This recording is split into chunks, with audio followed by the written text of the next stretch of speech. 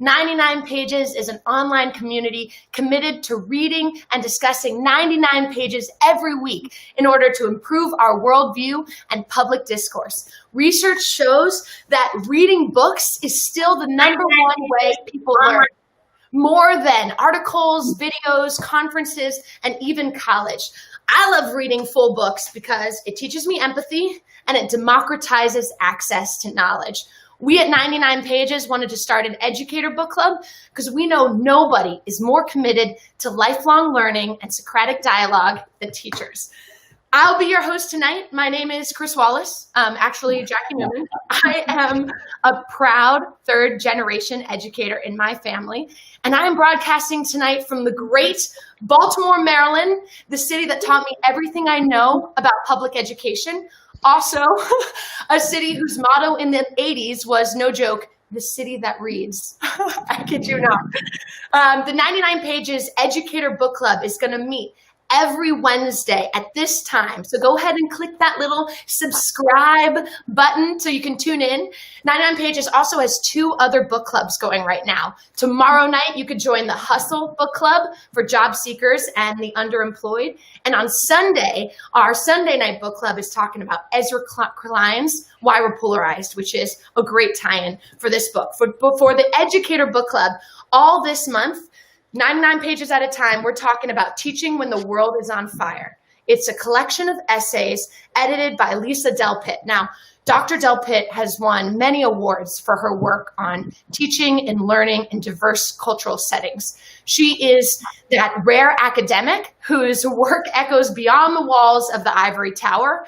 And our goal tonight is to talk about how we can apply these ideas in our schools, in our classrooms, and in our conversations with young people and with each other. So enough of me blabbering. Let's go ahead and meet this amazing lineup of panelists that we have tonight. Now, to kick us off, just so you all know, the first essay in this book, the author, Bill Ayers, talks about his own educational commitments or principles, basically how he lives out his truth and his values in his classroom every day. So what I'm going to do is I'm going to ask each of the panelists to tell me one of their principles that they live by as an educator. So let's go ahead and get started. First up, I want to introduce a fellow high school English teacher, also from Baltimore. I met her over a decade ago through Teach for America. Give it up for Kendra Gray.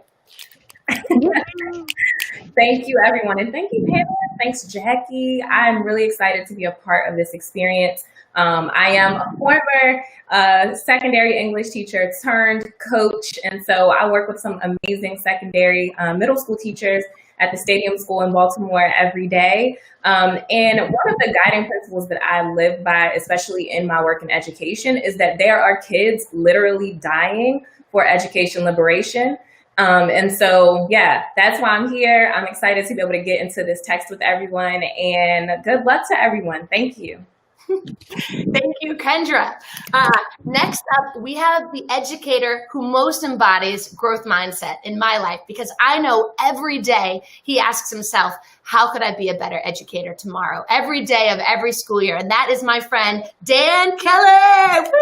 Woo! Thank you, Jackie. You know, I want to tell you a little bit about that commitment, but I also want to say we see you in the chat. We're already seeing these people live put comments in there. Just say it warms my heart to see people engaged and talking. So please keep the chat live, keep it going, share with a friend, smash that subscribe button. So growth mindset, Jackie, like you said, yeah, that's probably the defining feature of my teaching style, because not just helping kids recognize that, you know, what can you as a student do, or as a person, as a human being do to make improvements, and to be aware that you can make improvements. But again, for me, and to try to be transparent with the students about how I, as a teacher, especially now as we're sort of figuring out this whole new paradigm, asking for feedback. How can I be a better teacher for you? We're just remembering that our students are people too, and with that common link, if we're all working together to try to make improvements on ourselves, we can all be better. So super excited for this chat. Thank you, Jackie. Thank you. And everybody watching, we love feedback. So if you know anybody on this panel, text them what you really thought of this broadcast afterwards, because that's how we're going to make it even better next week. All right, our third panelist, one of my oldest childhood friends. He is a too rare example of a Black male educator working in early childhood education and school leadership, over a decade of experience. My man, Zachariah Scherbini. It's awesome to be here with everyone tonight, with these panelists who I'm looking forward to learning to, with everyone who is in our chat. This is actually the first time I've participated in a book club since 1998. But as everyone knows, when Jackie Bello asks you to do something, the answer is always yes. As an educator, the vast majority of my experience has been in independent schools. I taught for 5 years, primarily in early childhood, so pre-K, kindergarten, and third grade. And then I was an administrator at the lower school or elementary level in Jackson, Mississippi, and now in Baltimore, Maryland, where I'm coming to you from. A commitment that was always so important to me as an early childhood educator in the classroom, knowing how much children crave structure and routine, is rules make the good things happen. And that's really contextualized because as I read some of our essays tonight, there are some pushbacks and questions about rules that may exist in schools and to what extent they serve students. And I'm really excited to get into that piece of the conversation. But in my experience with the age group and the populations that I serve, rules make the good things happen was always something that I lived by. Thank you, Zachariah. Our fourth panelist is an education leader, learning experience designer, and teacher educator who's got experience in early childhood, middle, and higher education, both in the U.S. and abroad. Give it up for Laurel Staub. Thank you, everyone. Thank you, Jackie. Really excited to be here tonight with all of these really impressive panelists, and really excited to see all your questions coming in with the engagement. Like Jackie said, I have experience in education both here in the US as well as I've had the privilege of working in Rwanda and Mauritius to start some schools there. And so, and my education principle that really guides me is it comes from Bell Hooks. It's the motto of education is the practice of freedom. So really seeing education as a way to not just help our students and ourselves understand the world that we live in and experience it, but also have the tools and knowledge to be able to transform it. Super inspiring, Laurel. Thank you. And last but not least, we have Teacher of the Year and Dad Extraordinaire coming to us from Humble, Texas, Michael Block. Good evening, everybody. So excited to be here. I've been looking forward to this since I was invited, and thank you so much for having me here. I'm in Humble, Texas now. I taught for 6 years in New York City and the last 9 down here, and it's been a whirlwind. My ethos that kind of is my guiding light is an old saying from Epictetus, which is only the educated are free. And he didn't say some of the educated are free, or maybe some people who aren't educated are also free. Is only the educated are free. And I want my students to, grow and live their best life and make the choices that they want to have. And that's what I get out of bed every day. So happy to have this discussion here.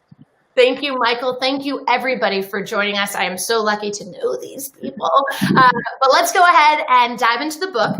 Just so people who don't have the book know, this book is divided into 6 sections. We're going to talk about the first 2 today. That's politics and school safety. Next week at the same time, we're going to talk about race and gender, so don't miss next week. And then we'll wrap up in 2 weeks by discussing climate change and culture. So let's begin. Okay, so first off, in her introduction, Lisa Delpit paints a pretty bleak picture of what it's like in schools and in the world today. And she concludes, quote, "Our children are in trouble and we want to save them. But given the larger societal chaos, what can we do? I continue to put my faith in teachers." Now, while that's a very nice sentiment, I read that and thought, whoa, that is a lot of pressure to put on teachers. Carry the burdens of your students on top of your own burdens as a human, all while the world is literally on fire. So I just want to we'll start off with Dan. How do you cope with all the demands of teaching today? It's a great question, and maybe one of the most important ones. I think that there's so much going on, and the book dives into that. And honestly, anyone who just has your finger on the pulse of what's going on in the world right now knows there's a lot going on out there. And so outside of classroom is the time to take advantage of reading books and talking with your friends and with your peers and looking for good ideas.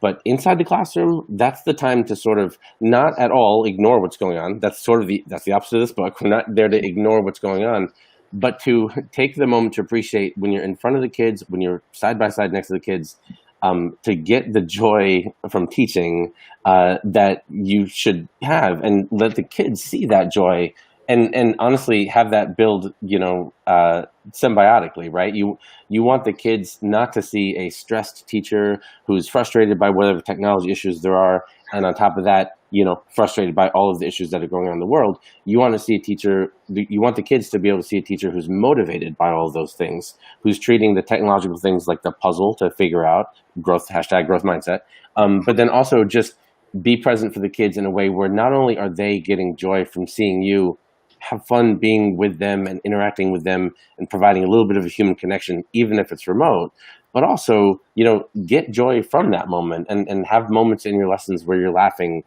building comfort, laughing at oneself, but also just having the capacity to show and grow joy in those moments. I actually feel more recharged when my lessons are done for the day. I sort of stand up and I feel great because I had that time with the kids.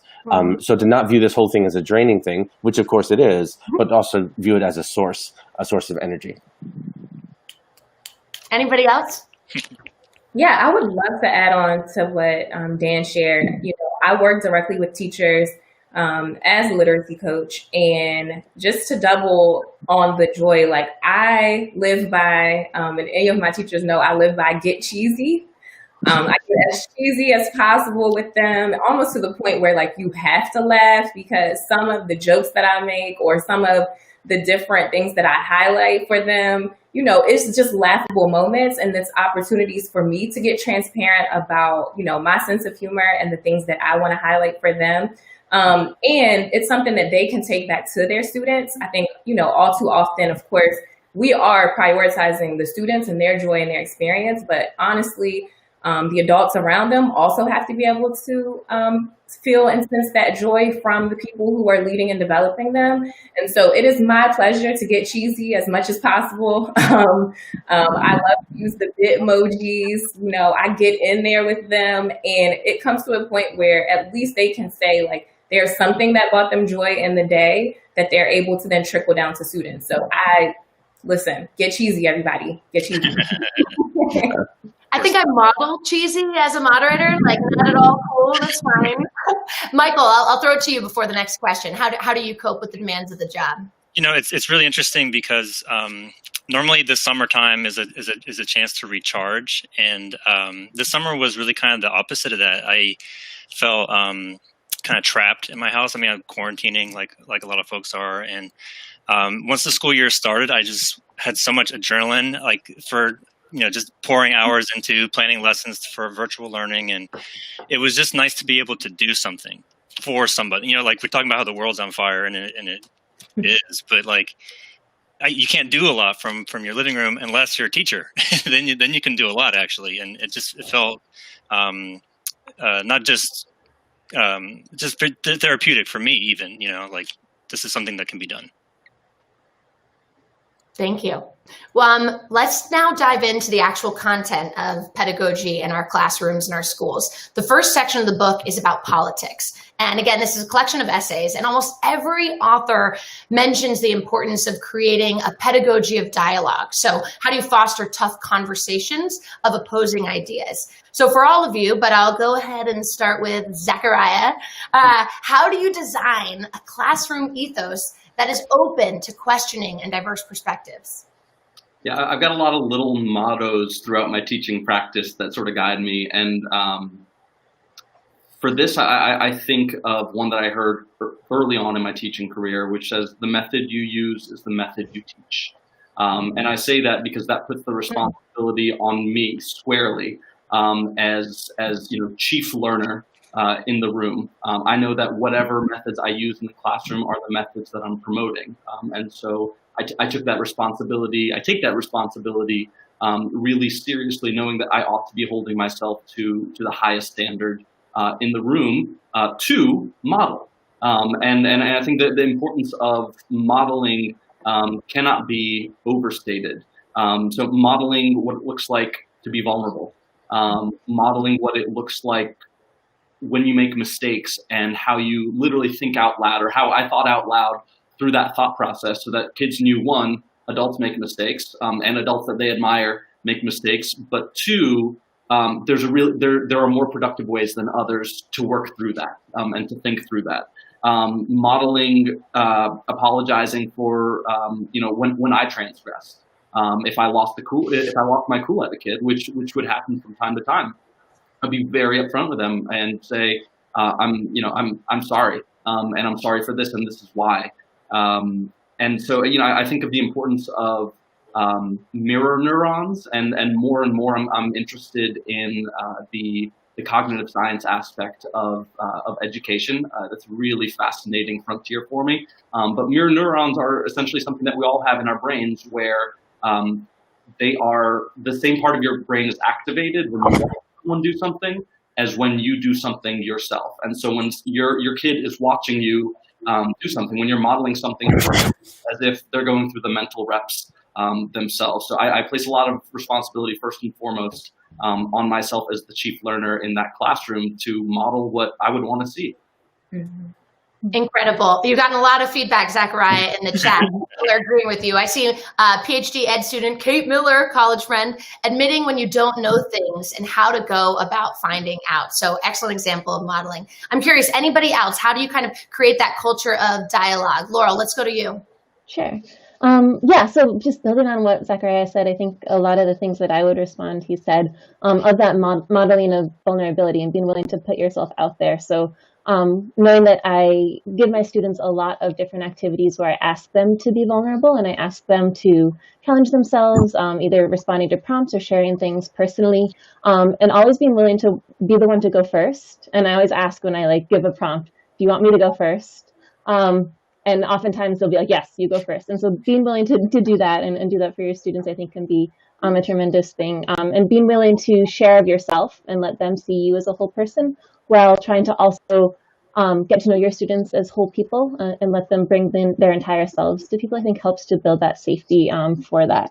But also for me, building that culture and community of safety and creating these, what I like to call, not just me, but what I call brave spaces in classrooms, right? Where you can have that dialogue, where you can ask tough questions and get students to ask tough questions. I think you also need to be willing to call out violations of the norms that you set up for your students. So if there are norms about respecting each other and caring for each other, then when there are violations of that, being the one to stand up, model being the upstander, and explaining, when something is not okay. I think of, and I coach teachers in thinking about protecting the most vulnerable students in the room, whether you know that they might have the most vulnerable identities or not, always being aware and conscious of that and how they might feel when different comments come out that could be harmful or could be hurtful. I'm remembering a time when I was teaching middle school, and I had one student say, he asked, Miss, don't you think it's just weird when you see two men kissing? Doesn't it just make you feel weird? And I remember being like, wow, okay, how do I respond? But then being like, I need to model exactly what I believe. And I said, absolutely not. I think anytime that two people who love each other kiss, it's a beautiful thing.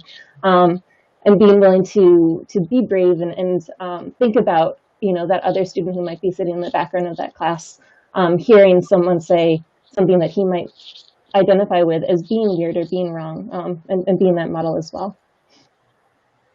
Incredible. I love that concept of a brave space. I want to bring in some of the audience. There's a woman named Judy Bello. She sounds like she'd be an amazing mom. She's my mom. She said that building trust with new students virtually must be challenging. I think what Zachariah and Laurel have described are amazing, but it's even harder to do in a pandemic if you're teaching online. So I'm just curious, does anybody have any ideas or strategies on how to build trust and create this culture online? I have a story I like to share, and it came from today, my experiences today. I have a 6th grade teacher who she's doing an awesome job. I hope she's watching because I always love to celebrate her. She's in her first year by herself, and she's doing a really great job with establishing routines of a positive classroom culture for her students. And one of the things that happened when I was in her coaching observation was she had 2 young gentlemen who were having conversations about Robux in her chat. So while she's trying, does everybody know what Robux are, by the way? Let me get you down to 6th grade science, okay?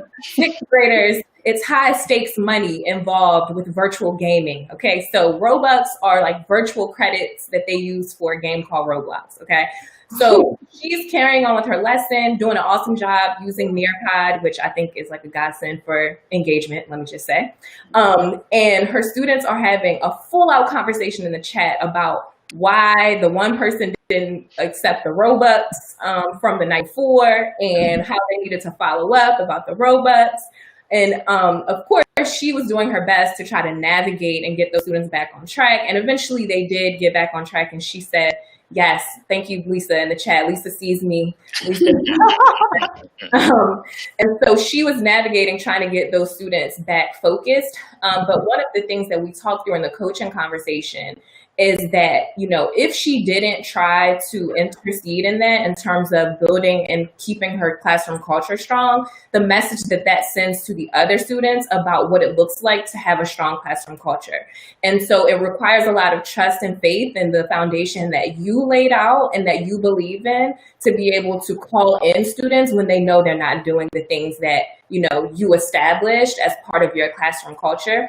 And so we got this, you know, conversation generated, but basically what she decided was that she's going to lean on her norms and have a conversation with the students about how their conversation aligns with the norms, hopefully seeing that they, you know, they'll say that it didn't align, but it definitely revolves around trust in terms of making sure, trust and calling students in the moment, in terms of making sure that, you know, that trust is ongoing and established over time. Even though we have the virtual walls of the computer screen, calling students in is no different than when you would call them in real life.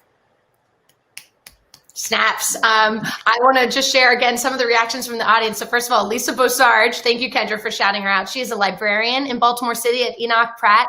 Thank you for all the work you do spreading the love of books. I also want to shout out Jessica Berg. She's an educator from Loudoun County. Never met her. She wrote an article about teaching when the world is on fire. And I wrote her like a fan mail being like, you seem really cool. You should join our discussion tonight. So thank you, Jessica, for joining and sharing a strategy, Quaker Debates. Kate Miller, thanks for mentioning Socratic Seminar. So I am loving all this. Now, I feel there's an educator in this group that might feel a little left out. Dan Kelly, you are a math teacher. It feels like a lot of the examples in this book are geared more towards math and social studies type of classrooms. How do you, as a math teacher, bring the outside world into your classroom? That's a great question. In a word, deliberately.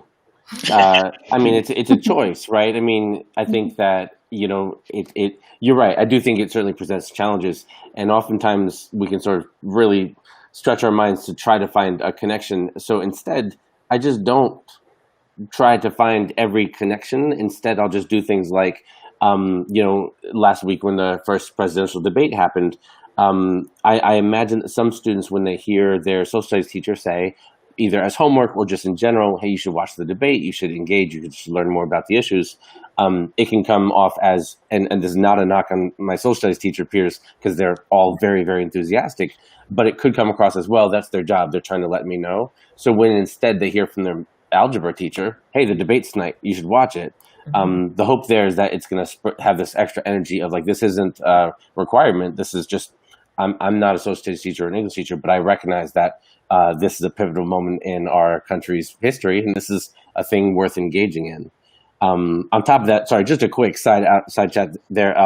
I just added Roblox to my list of games to check out. I thought I was with it by participating and learning all about Fortnite and Among Us and Fall Guys, which are all huge, as well as Minecraft. But Roblox, I'm on it. And then another thing, again, tying some things together, just showing that side of vulnerability and trying to open up with the students. In the very first week, I hosted on the Friday an AMA, an Ask Me Anything, where students could just throw questions out in the chat and I would answer them as rapid fire as I could with minimal, norming about what's appropriate. I just sort of said, listen, you're 8th graders. This is the first exercise we're going to do with this. If, I expect that you guys will figure out how to be appropriate and at the same time push me on things you might want to know about your teacher.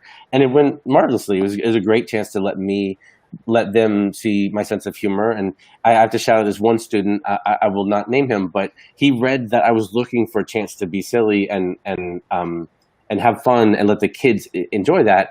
And so after the questions were done, I was like, any last questions? And I could see him sort of think, he's like, should I? And he sort of nodded, and then I saw it up in the chat, it appeared, when did you go bald? and I thought it was, and then I said, like, listen, I want to draw attention to this. You got to read the room. Would all teachers appreciate that question? No. But would a math teacher who's trying, and this is explicitly what I said to them, would a teacher who's trying to break down some barriers a little bit and have a laugh appreciate a question like that when he was pushing for it? Sure. So that was a good question. It was neat to see on Zoom because the kids were all muted. That question landed and I saw 24 faces go. This is a great moment. But Jackie, to return your question about how to bring the outside world into the room specifically, over the years I've been sort of creating this work hard, be nice board, this giant chalkboard of specific ways that have been passed to me that I want to pass along to the students, specific ways to work hard. Whether it be coming up with like SMART goals, things like that, or specific ways to be nice, like don't yuck someone else's yum. And, just putting those phrases up there. And then each week on Tuesday, we dig into a work hard term. And on Thursday, we dig into a be nice term. They have their little, spreadsheets where they enter all that information down, including a real world example. And they go on a hunt to try to find that. But it's super important to absolutely bring in those issues and breaking down a debate. Like, where are and please someone correct me on pronunciation here because I looked it up, but ad hominem, am I saying that right? An ad hominem attack? But yeah, cool. Just like giving kids the language for like, hey, when you see two politicians engaging in an argument, where's the straw man argument coming? Where's the ad hominem attack coming from? And giving them the vocabulary to then talk about. Absolutely bring those things in. And then again, they come home and they're like, my math teacher today was talking about this, and maybe it carries a little bit of weight. Again, no shade at my other teachers, but just hearing it from math teacher might have that extra level of value. So I think we're going to cancel the rest of our broadcast to turn it into an AMA about Dan Kelly. So if everybody can compile their Nope, I want to hear from you guys. Nope. No. Zachariah, I want to pass to you because I love what Dan said about bringing his full self into the classroom, virtual or otherwise. I love the AMA strategy. I also love the strategies being shared in the chat. Zachariah, you have a big personality. I'm a big fan of your personality. How do you be your full self? Or when can you be your full self in a classroom as an educator or as a school leader? So I think since we have known each other, I have grown more, not reserved all the time, but like to Dan's point, more able to read the room. And I realize that I definitely like have the potential for a big personality, but I also have the potential to overwhelm people. And I recognize that not everyone receives personalities in the same way. So I've grown to be a lot more patient with students and adults alike in terms of like how I unroll that self out. I'm always looking for ways that I can help people be their fullest selves.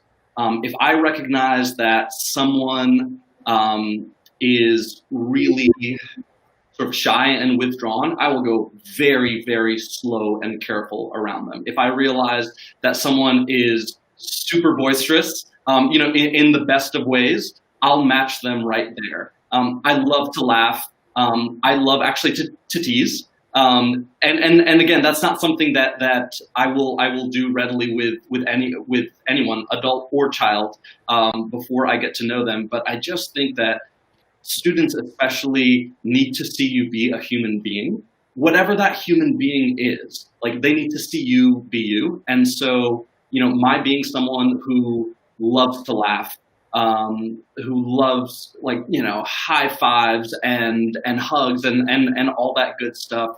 I sort of take the cue from the kids. I figure out when they're ready for something, and then I go from there. I just don't think you can go wrong in taking the cues from the people around you to support them.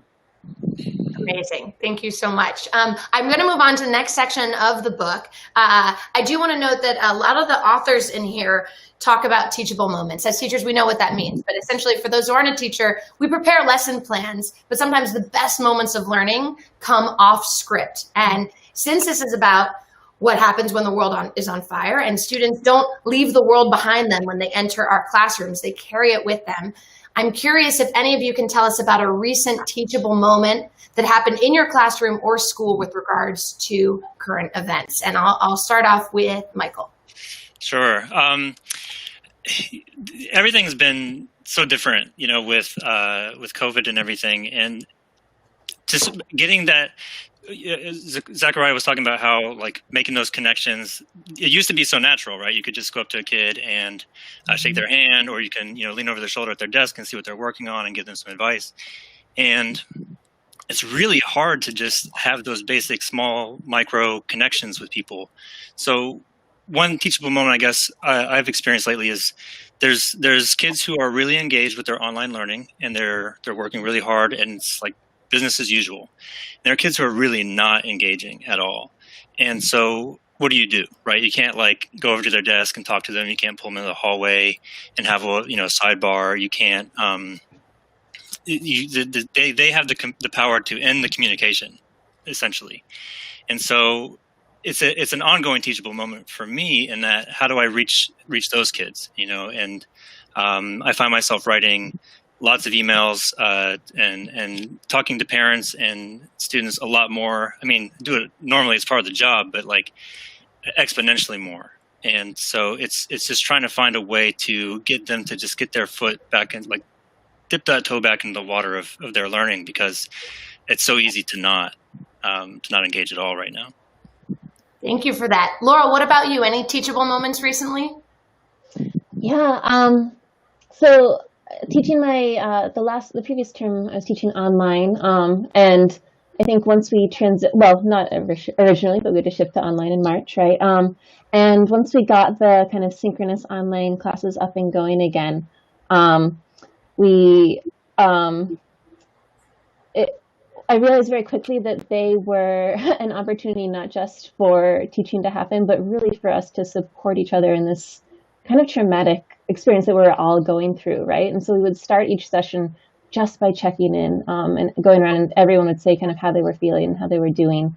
And it became something where students reached out and said, we actually really, at first, like, we were not sure about this online thing, and we were not sure how this would work out and whether it would be good to attend these classes, but they're actually an amazing time to connect. And we realized, like, this time is making us realize that we need you teachers to, like, help us and support us during this time. So that stuck with me a lot, where it's just like, oh, wow. Where I felt the flexibility a lot more than I usually do, to just, like, if we don't get to everything I wanted to get to, oh, well, like, I just want to make sure that all my students are okay. Yeah. Laurel, thanks for sharing that. It is such a demanding time. And speaking of supporting each other, one of the first questions that we got came from Cynthia. And she said, how can non-educators support educators in finding joy and coping with their role? So besides our job of checking in with students and our peers, how could the other people in our life who might not know the realities of the job help out? Anybody? Any advice? Have a big budget. Let's start with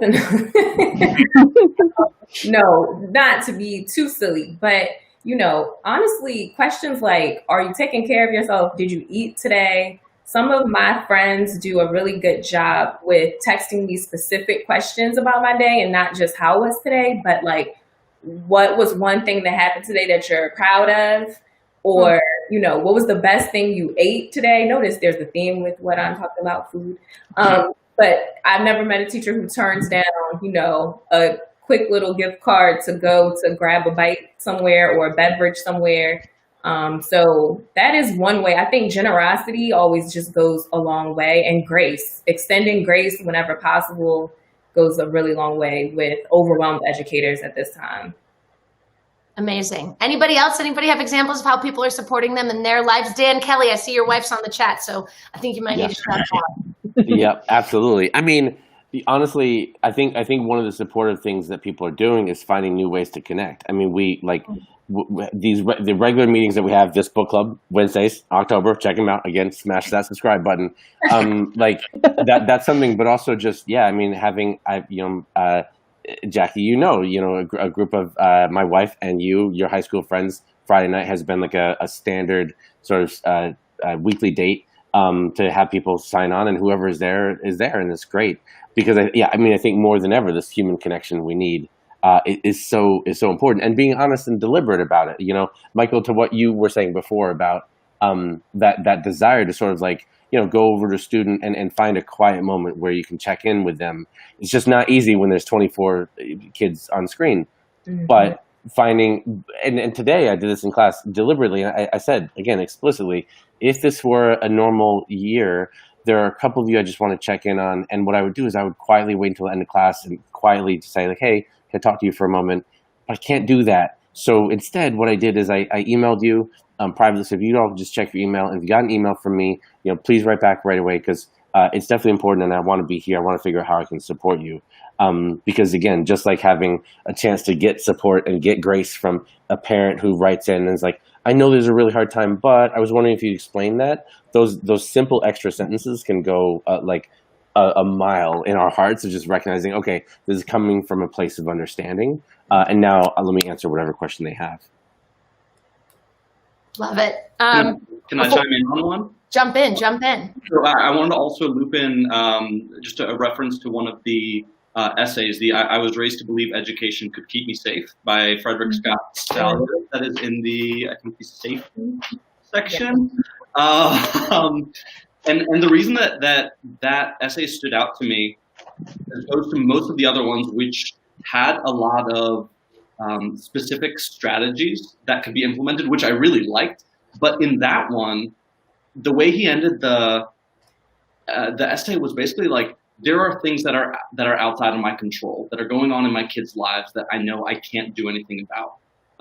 The best thing that I can do for them sometimes is, to show up, to care for them, to acknowledge their realities. And so I would translate that to what people in the lives of educators can do for their educator friends and families. There is a lot that's outside of our control right now that we are many of us are sharing, but are impacting educators particularly hard, whether you are teaching online or whether you're a school that's teaching in person. It's just hard, and education is hard anyways. This is harder than normal, and so sometimes tokens of appreciation go a long way. Sometimes just notes, letting them know like, hey, this is such a crazy time. I just want to let you know I was thinking of you. I'm really proud of you. You're doing transformative work in this world, and that can go a really long way. Let's all, everybody who's watching, text your favorite educator today, past, present, and future. Okay, before I wrap up the politics section, I do have one question, which is, you have a lot of influence as a teacher. And so in this book, some of the authors mentioned how there could be a fear of indoctrinating students. We really want them to come to their own belief positions about things. And there was one story about an educator who during the 2012 election got a stand-up cutout of Obama, a stand-up cutout of Mitt Romney, and he would like voice their different opinions. And because there were more people who sided with Obama, he actually spent more time talking as Mitt Romney, even though those weren't his own beliefs, but he wanted people to understand both sides of the conversation. I'm curious, in particular in urban environments, a lot of people in it are liberal and a lot of the students are liberal. How do you all make space to help students understand that one side isn't necessarily always morally superior, which a lot of people believe. How do you let them know that, how do you get them to come to their own opinions rather than always, when do you share your own political beliefs? When do you hold back and let them kind of run the discussion? Resident literacy coach here. I think this is where I push literacy as being the cornerstone of education. Being able to be a conscious reader, thinker, writer is a gift that many of our students are struggling to capture. So for one, I think that instructors and facilitators of learning can model how to navigate various resources, which is something that was spoken about through the essays in the book.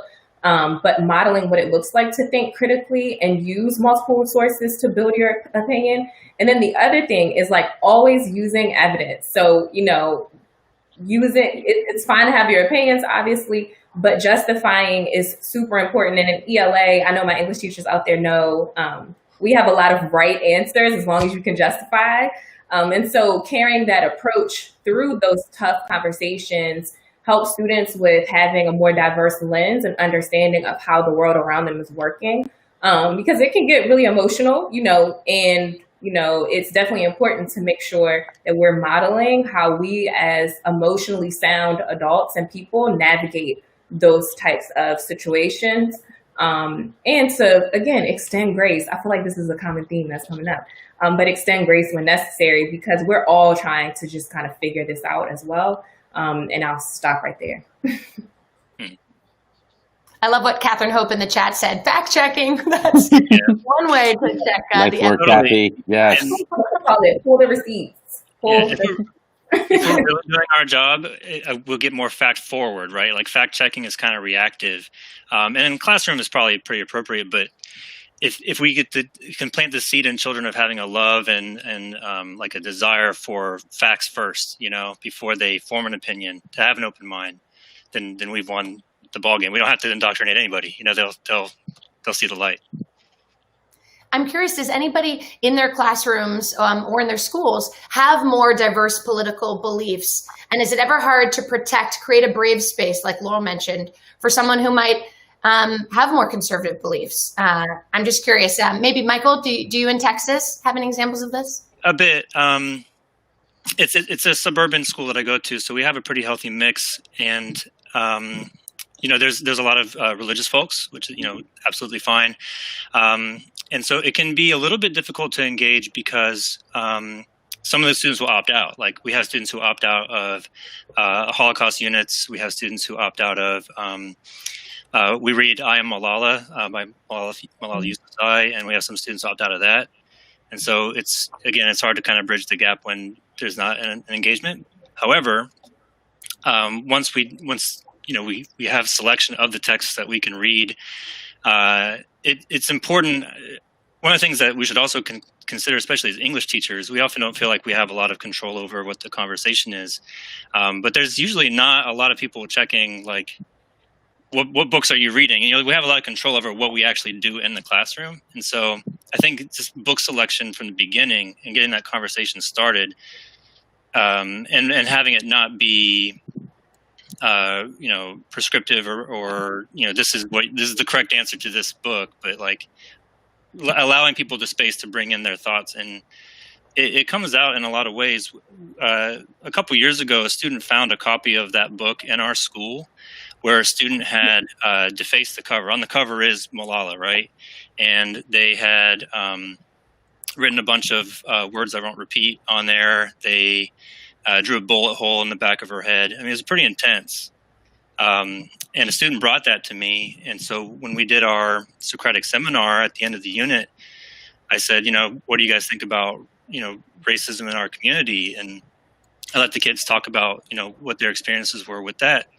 And then I passed around the copy of the book that was defaced, because a lot of kids were saying, well, racism is this esoteric thing. They dealt with that, Martin Luther King Jr. in the 60s is what a lot of kids think about racism today. And it was pretty eye-opening when they held the copy in their hand, the proof positive of it, like right there in their own hallways, So I don't know. It's just putting that opportunity out there for these kinds of discussions to be had, I think is critical. Well, that sounds like one of those situations which would have been really hard to handle, and it sounds like you handled it by bringing it front and center. Mike, I also liked how you shouted out kind of you get to set the agenda for what you read, and having more diverse authors is, I think, a really critical part of all of this. Great. I want to move to, I know we've been avoiding the school safeties. I've been avoiding. I love talking about politics, and it's very present given that we have our election next month. The second section of the book, it's about school safety, which means school shootings, discipline policies, restorative practices. And I want to read a quote from the book because many authors mentioned how schools can often reinforce systems of oppression and, quote, crush souls and break bodies. Quote, too many schools, day in and day out, are organized to smash curiosity, impede imagination, shatter self-respect, and deflate the dreams of youth. They reward obedience and compliance while punishing creativity and courage, initiative, and ingenuity. This is the brutal masquerade called school, offered to the descendants of formerly enslaved human beings, First Nations peoples, and immigrants from colonized communities. Super powerful, super relevant to today. I'm curious for any of you, but we'll start with you, Laurel. Have you worked in a school environment like this? Or have you even recognized this authoritarian impulse in your own practice? How do we change this? Definitely. Thanks, Jackie. So yeah, I think that institutionalized schooling can often be this, and in the United States historically has there is this history that I think Bill Ayers in his chapter talked about quite a bit in terms of what this looks like. But the way I've recognized it in myself is, when I was trained as a teacher, I was very much trained to manage a class, right? Classroom management was big, and you had to be able to control your students and manage things, and before you could do anything else. And a lot of that management ended up being kind of this indoctrination into kind of white, liberal, middle class norms of what is okay, but getting students to be compliant. So students wore uniforms, they had to have their shirt tucked in. We needed to enforce that they had their shirt tucked in. Students weren't allowed to curse in the school that I taught in the middle school, and if they did, we had to write them a referral. And in my first year of teaching, I was scared as a teacher to be able to control my class. I was worried about that. And so I tried to do all the things that they told me to get that control over my students. I trained and I've worked mostly with elementary age, and then I was pushed into middle school, and a lot of the things that had worked with primary school students did not work at all in middle school. That's a kind of side note. So a lot of what I was also kind of trained and taught to do just was not effective in terms of management in and of itself. There was definitely this impulse to control, to get compliance, that if I didn't get the students to comply with things, that they wouldn't be able to learn, and this fear also of the students. I wrote a referral once for a student who cursed in my class, and because I thought that I had to, that was the rule. And it was his third referral of that day, and also the rule was if you get 3 referrals in a day, you had to spend the night in juvenile detention. So it was very much an agent of the state, like participating in the system, that actually does reinforce and kind of get this compliance towards things that was not why I wanted to teach, and not what I was actually, why I joined, the teaching profession. It was so far from what I wanted to be and what I wanted to do. And so I think a lot of my process of teaching now is a practice of unlearning that, and learning that fear that, if I don't have complete control, if there is disorganization, if I don't have 100% attendance, I don't have 100% turning in assignments, that like the world will collapse. And it's like, actually not at all. It's very freeing to let go of that and just be like, you know what, like, that's a lot of these things are false, and they're coming from ideologies that I don't actually believe and never wanted to believe, and was indoctrinated into myself, and then I've kind of tried to unlearn and let go of. I want to stay on that concept of unlearning. That is beautifully expressed, and thanks for being so vulnerable and open, Laurel. Does anybody else, can you share a personal story of having to unlearn a way you might have been indoctrinated in your own education or in your teacher training? I mean, I'm a Black woman. I'll say that again. I'm a Black woman, proud Black woman. And even in my experiences going through formalized education, I was indoctrinated to believe these principles of white privilege and align with that as a person who's obviously not a white person, but believing that if I worked hard enough, to one of the author's point in the book, if I worked hard enough and I looked smart enough and I did the right things, that I would be handsomely rewarded, especially in education. And that's just a fallacy that's far from the truth, especially for our Black and brown students today.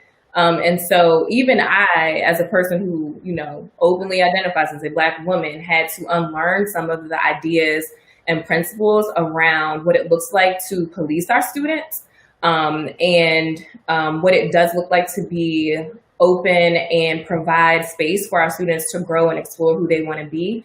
I think a lot about one of my experiences where there were very rigid rules on how students were to behave. To Laurel's point, the uniform, saying certain things, doing certain things, receiving rewards or demerits for not acting that way. And I was oppressing students who looked like me, because I was a part of that system that, perpetuated those ideals. And I didn't necessarily model what it looked like to question those or to think deeply about why those pieces were in place. And so, yes, I definitely experienced having to unlearn or even just be inquisitive and be courageously inquisitive about why things are the way they are. And modeling for others what it looks like to kind of break those chains and cycles, because, it feels even worse when, I can look at a student and see myself, but then know that I'm using my intelligence, for example, to keep my foot on their neck, so to speak, or using my, economical privilege. And, these are perpetual cycles of oppression that honestly has no place in education. I want to read a quote from the chat from Teresa Marino quoting Maria Montessori. Quote, "Discipline must come through liberty. We do not consider an individual disciplined only when he has been rendered as artificially silent as a mute and as immovable as a paralytic. He is an individual annihilated, not disciplined." I think that's super profound. Zachariah, I want to bring it back to you. You talked about one of your educator principles in early education is, of course, routines and rituals really help younger kids. How do you draw the line between rules and policing? How do you do it all? I know this is a really tough question. Yeah, and this is exactly the part of the conversation that I was hoping would be able to tie into that commitment about rules making the good things happen. I think first, just as an underlying current, both in my words and actions, am I communicating that following rules is about pleasing me? Or am I communicating that following rules are about commitment to a community? And I would always, I would put the most energy into building the community up, because I know that is the most powerful thing in the classroom. It's not individual students. It's not individual teachers. What the culture that you create in your classroom breeds the community that you then enjoy for the rest of the year. And so I think that there's a mutual obligation there. I think that every individual teacher included owes something to that community. We also need to make sure that community can take care of individuals. The responsive classroom method is something that I learned early in my career, and I found to be really useful. I've heard some criticisms of it, but I found a way to I think make it work in a fair way for students of diverse backgrounds in my class, and it promotes three main principles: that students need to feel a sense of belonging, of significance, and of fun in the classroom. Mm-hmm. That fun is sometimes forgotten there, but I need to make sure that when they're coming in, that they to school every day, that they know that they're going to be people who are going to treat them kindly. Not everyone's going to be your friend, but everyone's going to treat you respectfully. I need to make sure that they have opportunities where they can cultivate their own interests and skill sets, whether that's art or blocks or dramatic play. and right, and this is very much a both and mentality when I think of this, and that there are some things that I think are important too, and that I'm going to help you learn those, and when it's time to do those things, I'm going to need you to commit to those things, but I'm going to give ample time for you to go outside, for you to get creative, because it really is about balance. And I think when our students see that, one, their commitment is to the community, not necessarily to us personally, and two, that community is in turn going to take care of them. That, for the ones who don't do it enthusiastically, there'll be people who at least comply because they know that there's a mutual relationship there. Thank you. Dan, I think of you as a very structured person. You got your systems, your incentives, your rewards, your team culture. I'm curious, how do you kind of think about letting the students lead but still creating kind of a brave space, as Laurel mentioned? This quote that's rolling around in the chat, and I'm sorry, I wanted to attribute to the right person, and it came up in our conversation too, right? Just this idea that, Michael, you also emphasized, are our rules about pleasing an individual or a person in a position of power, or about a commitment to the community? I think that, when I survey kids at the end of the year and I ask them what are some highlights of the year, what are some things you recommend I keep doing, what are some things you would suggest I change, the fact that my classes have identities, they unlock their sort of their college name. So not just by being given something on day one, but by having 3 days where every single kid hands in their homework complete. Doesn't need to be all right, of course, but it needs to be a full effort.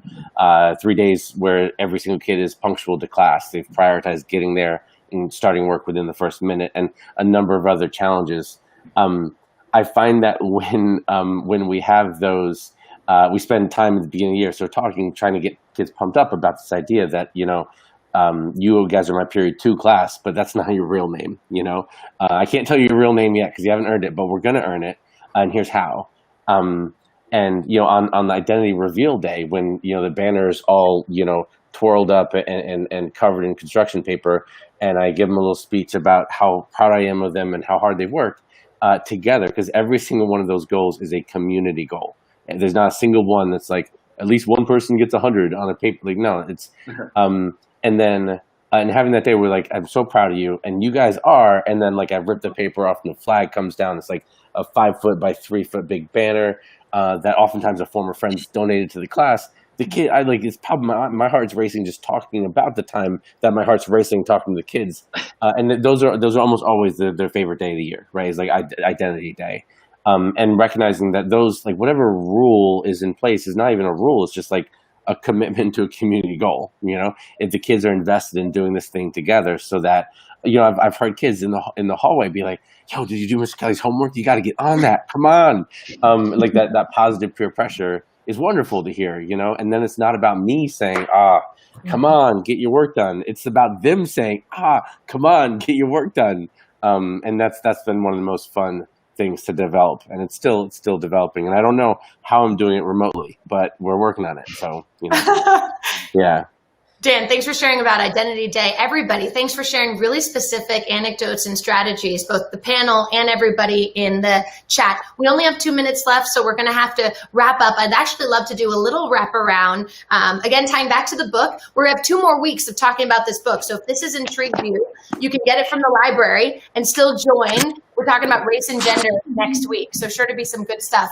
But just quick wrap around, I'd love to hear your a favorite quote or a takeaway from the book. Let's go ahead and start with Michael. Okay. Mine's actually a quote of a quote from Gwendolyn Brooks. Does man love art? Her answer, man visits art but cringes. Art hurts. Art urges voyages. And I just love that because it's not about encountering things and consuming it quickly and just getting on to the next thing. It's about going on a voyage with what you're learning and digging deep into one thing specifically and mining it for everything that it's worth. And that's education in a nutshell to me. So, Thank you. Laurel, you're up. Okay, yeah. So I have a quote that isn't in the book, but I was inspired to remember it, and it's one of my favorite quotes about education, and it speaks to this kind of tension of working within systems, but also trying to transform them as educators. It's James Baldwin, who was mentioned, and that's partially what reminded me. So he says, the paradox of education is precisely this. As one begins to become conscious, one begins to examine the society in which he is being educated. Amazing. Thank you. Kendra, you're up.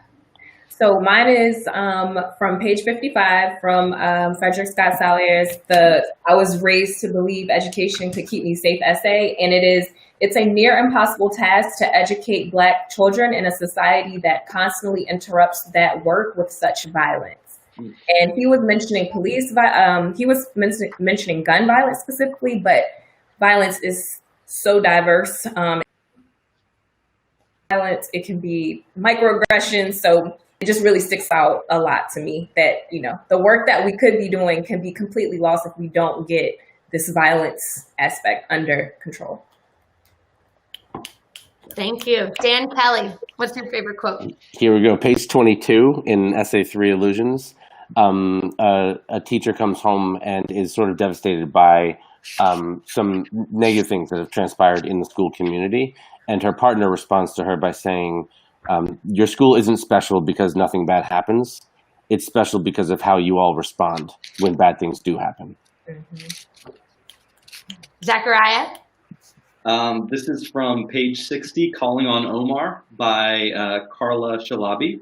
And I connect especially strongly with all the little Omars who are like oohing and like want to get their answer out. And it was simply age is a disadvantage when it comes to imagination.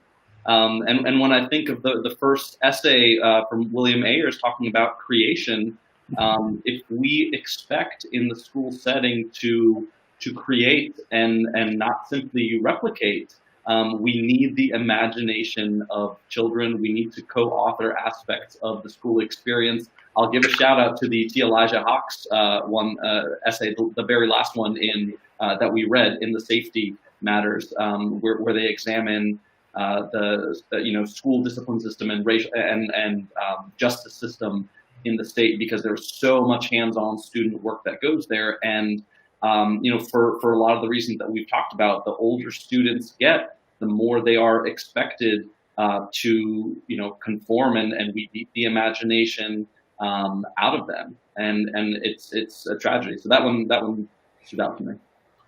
I love that. We have some amazing early educators on the panel. I do want to shout out Teresa Marino and her husband, Joey, who work with our kids who have the most imaginations. And thank you for those who work with high school students. Keep that imagination alive.